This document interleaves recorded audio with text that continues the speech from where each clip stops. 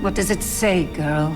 It says hide and seek. Are we really gonna play that? Crossbow. I forgot my gun. Why don't you just use mine? Mr. Ladonis, I just saw her running. A little bit of a taste of the film Ready or Not, a horror comedy shot in Canada.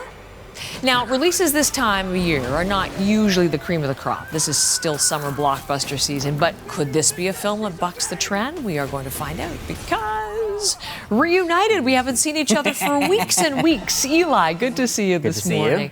What's this all about? Well, what better way to start, Heather, than with a wedding? We are at the Ladomas estate. So as you can see, all rich, dark oak, the whiskey sloshing around in those tumblers. We're there for the nuptials of Grace and Alex. Now, the Ladomases are a tight-knit group. They look like a cross between the Addams family and the Kardashians, and they don't welcome outsiders very easily. They made their wealth from a board game empire. Sarah Weaving is there to marry into the family as Grace. Now, Grace isn't easily intimidated, but Mark O'Brien, who you might remember from Republic of Doyle, well, he is the husband-to-be Alex, and Alex loves his wife, but he knows what's in store, and he's still... It's difficult to break the news, so let's take a look at the happy couple. I can't believe that in half an hour, I will be a part of the Ladomas Gaming Dynasty Empire. Dominion. We prefer Dominion. I honestly can't wait to be a part of your family. There's just one more thing, and then you are officially part of the family. At midnight, you have to play a game. Why? It's just something we do when someone new joins the family.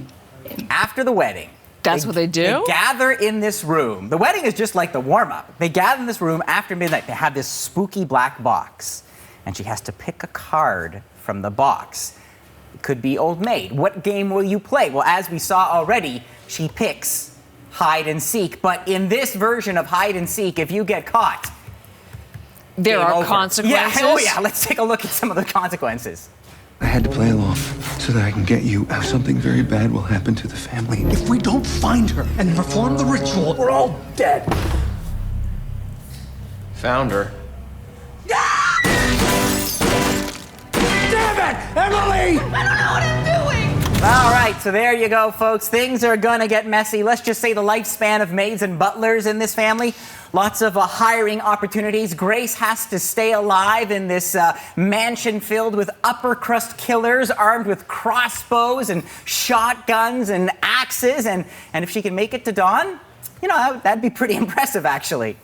So there's no Rosebud No, at the end of this. This is not cinematic heights here. No, but did you like it? I did. You know, look, this is a time of year where generally my advice would be when it comes to like the multiplex, just don't go, right? Like if it was a bigger blockbuster, they would have released it already. If it was something smarter, we'd save it for the Oscars. But every now and then you get one of these exceptions, and this is one of those exceptions. Really? It is. I mean, this is a movie with a cast that is game for a riotous romp. It's got a great premise and some grisly but effective ways to, shall we say, execute them. The cast is riddled with Canadians. They're all doing a great job. Henry Cherney there as the father, trying to keep the dynasty alive. Christian Brun shows up. He is hilarious as Fitch, one of these rich bros who's hilariously incapable, stuck in a loveless marriage and busy watching YouTube videos on how to use his ancient crossbow. Andy McDowell shows up as someone who married into the family. And for some extra star power, there's Adam Brody. You might know him from the OC. Now, of the brothers, Alex and Daniel,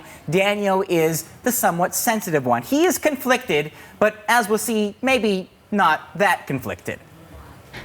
No, you can help me, please. This doesn't end well for you.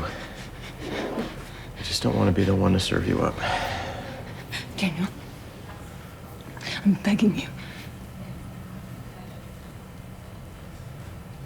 I'm really sorry about all this. It's true what they say, the rich really are different.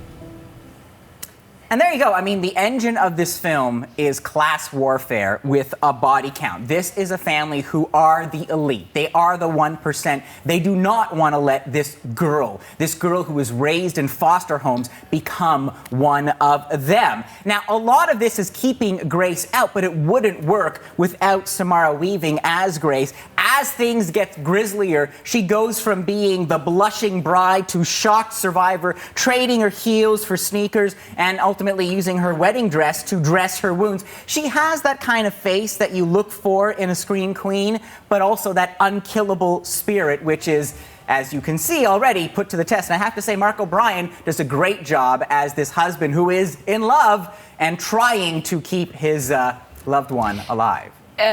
You have called this a horror comedy, but you've also used the word grisly on a couple of occasions. Just how grisly is this? It's grisly. I mean, you know, there are arrow wounds and knives and shotguns and beheadings and all sorts of viscera for your pleasure or displeasure, depending on your taste. Now, it's kind of like a B-movie style, so some of it is played for laughs. Some of the more brutal stuff happens off screen, but, you know, you are going to see things, so be forewarned. I think as the movie goes on, Grace seems to have more lives than Super Mario, and in the end, the co-directors abandon wit for just more and more of the red, gushy stuff. But all in all, I'd say it's bloody good fun. I mean, it's a kind of film that does what it promises. It's a hoot. So, ready or not, what do we get? Go see it. 3.5 stars out of 5.